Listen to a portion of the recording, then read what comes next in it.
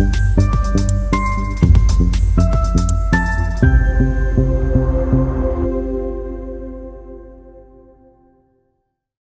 प्रदेश के 17 धार्मिक स्थानों पर शराबबंदी का फैसला लिया गया है। इन 17 स्थानों में उज्जैन नगर निगम के अलावा दतिया, पन्ना, मंडला, मंदसौर जैसी 6 नगर पालिका, मैहर, ओंकारेश्वर, ओरछा, चित्रकूट जैसी 6 नगर परिषद, सलकनपुर जैसी 6 ग्राम पंचायतों में शराब की दुकानों को पूर्णबंद किया जाएगा। सीएम ने कहा कि शराबबंदी की दिशा में यह पहला चरण है। इसके अलावा नर्मदा नदी के दोनों तटों के 5 किलोमीटर के क्षेत्र में शराबबंदी की पूर्व की नीति यथावत जारी रहेगी। आज की बैठक में विधवा, तलाकशुदा जैसी कल्याणी बहनों को पुनर्विवाह के लिए 2 लाख रुपए आर्थिक सहायता देने का फैसला लिया गया है। प्रदेश में तबादला नीति के तहत विशेष परिस्थितियों में मंत्री भी अपने विभाग में तबादले कर सकते हैं। सामाजिक समरसता के लिए महू स्थित अंबेडकर विवि की बुनियादी विकास और विधि विभाग को लेकर 25 करोड़ रुपए मंजूर किए गए हैं। आज कैबिनेट में भोपाल में 180 करोड़ की लागत से तैयार होने वाले बाबडिया कला ब्रिज को मंजूरी दी है।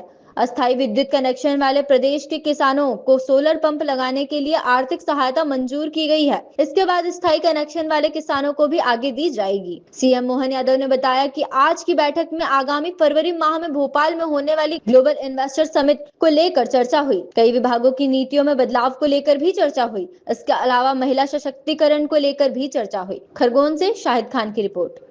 ये जैसे उज्जैन नगर निगम संपूर्णतः शराब की दुकानों से बंदी रहेगी। दतिया नगर पालिका, यहाँ भी यही पूरी शराब बंदी रहेगी। पन्ना, ये भी नगर पालिका है, नगर पालिका क्षेत्र में शराब की दुकानें बंद रहेगी। मंडला नगर पालिका, मुल्ताई नगर पालिका, मंदसौर, पशुपतिनाथ की नगरी, ये भी इसी प्रकार से इनके साथ बंद रहेगी। मैहर की माताजी का नगर पालिका क्षेत्र ये शराब की दुकान से प्रतिबंधित रहेगा। ओंकारेश्वर की नगर परिषद, महेश्वर की नगर परिषद, मंडलेश्वर की नगर परिषद, ओरछा और चित्रकूट की नगर परिषद और अमरकंटक, खास करके चित्रकूट और अमरकंटक हम सब ध्यान दें इस मामले में। ये हमारी धार्मिक आस्था के ऐसे सभी केंद्र हैं कि सभी नगर परिषदों में हमने शराब की इसी नीति के आधार पर दुकानें बंद करने का निर्णय किया। हमारी नगर परिषद के बाद ग्राम पंचायत सलकनपुर, जहाँ सलकनपुर माता का मंदिर है, इस पंचायत से भी शराब की दुकानें बंद कराएंगे। बरमान कला ग्राम पंचायत, लिंगा ग्राम पंचायत, बरमान खुर्द ग्राम पंचायत, कुंडलपुर ग्राम पंचायत और बांदकपुर ग्राम पंचायत, ये ग्राम पंचायतों से भी हम शराब की दुकानें बंद करेंगे। आपकी जानकारी में रहे कि मां नर्मदा के तट के दोनों तरफ के 5 किलोमीटर के दायरे में शराबबंदी की जो पूर्वत पॉलिसी है, उस पॉलिसी को भी हम जारी रखेंगे। इस पॉलिसी में कोई बदलाव नहीं आएगा। कुल मिलाकर के प्रदेश भर से जो मैंने आपके बारे में बताने का प्रयास किया है कि हम ये शराबबंदी का हिस्सा चलेंगे। एक मुख्य कारण यहाँ की बैठक करने का और भी था, कैबिनेट की बैठक का, जो नारी सशक्तिकरण की दिशा में हमारे यशस्वी प्रधानमंत्री की जो भावना है, गरीब, महिला, किसान और युवा, ऐसे में युवा और किसान की पॉलिसियां हमने मिशन मोड में पिछली कैबिनेट में लाए थे। आज ये नारी सशक्तिकरण की दिशा में हमारे कैबिनेट का पहला ही एजेंडा था।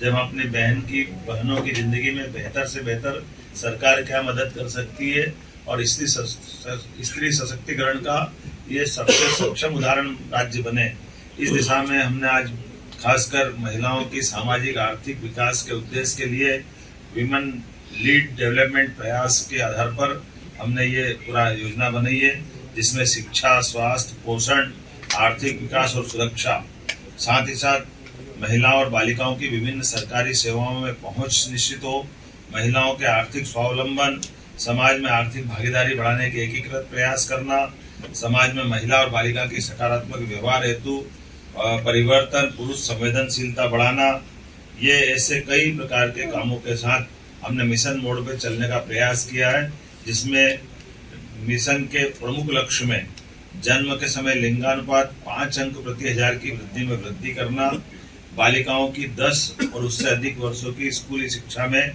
5% की वृद्धि करना, मातृ मृत्यु दर में 10 अंकों की कमी लाना, महिलाओं के विरुद्ध अपराध में 5 अंक की कमी लाना, बाल विवाह में 5% की कमी लाना, महिला श्रम भागीदारी 3% की कमी लाना और मिशन के प्रमुख घटक में स्वास्थ्य और पोषण, शिक्षा और जीवन कौशल, आर्थिक स्वावलंबन, सुरक्षा और संरक्षण, संवाद से व्यवहार परिवर्तन इत्यादि कई प्रकार के ये मिशन मोड के प्रमुख घटक हैं। उम्मीद करेंगे नारी सशक्तिकरण की दिशा में यशस्वी प्रधानमंत्री श्रीमान नरेंद्र मोदी जी की भावना के अनुसार मध्य प्रदेश अपनी बहनों की जिंदगी को बेहतर करने के लिए योग्य भूमिका निभाएगा। ऐसे और कई सारे विषय हैं, लेकिन आज तो आनंद है इस बात का कि आज पुनः 300 साल पुरानी राजधानी चैतन्य हुई। हमारी राजधानी का वो जो पुराना गौरव होलकर साम्राज्य का समय का आज वो हमको अपनी आंखों के सामने दिखाई दे रहा है। होलकर साम्राज्य का तो यद्यपि सांस्कृतिक क्षेत्र बहुत बड़ा था, लेकिन भौगोलिक क्षेत्र छोटा था। लेकिन आज पूरे प्रदेश को लेकर के सारे निर्णय हमने दूरगामी दृष्टि से यहाँ लिए हैं। तो माँ अहिल्या माता का भी और माँ नर्मदा का आशीर्वाद भी हमारे साथ है। इस गौरवशाली क्षण में आप सब साक्षी बने। मैं प्रदेशवासियों को, देशवासियों को बधाई देना चाहूंगा, जिनके माध्यम से सर बस इतना बताइए।